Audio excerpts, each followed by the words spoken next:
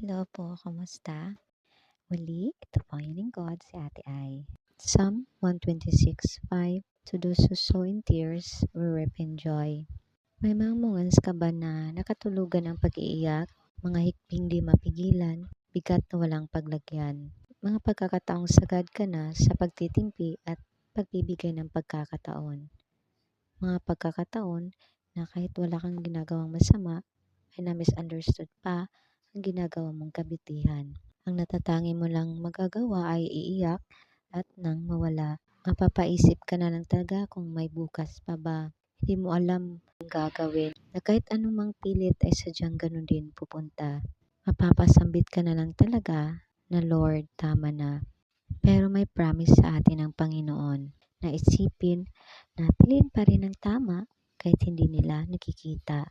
Iiyak lang at ang Diyos na ang bahala. Isipin na may malaking biyaya sa mga taong mapagkumbaba. Inihanda ka ng Diyos sa paparating na biyaya na para sa iyo.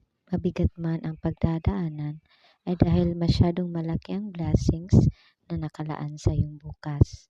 Patuloy na purihin ang Ama at serve in a way that you can. God sees your heart at hindi yun binabaliwala. Bawat isa sa atin ay mahalaga. Ikaw pa kaya na inuunang pagpupuri at pagpapala sa Ama. Let us pray. In the name of the Father, and of the Son, and of the Holy Spirit. Amen.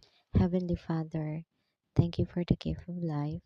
Thank you for giving us an opportunity to serve in a little way we can.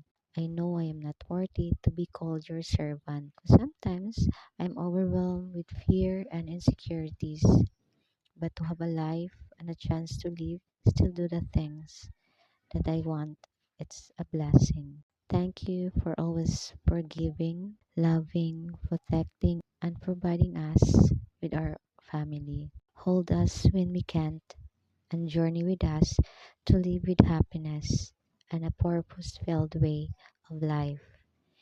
In the name of the Father, and of the Son, and of the Holy Spirit. Amen.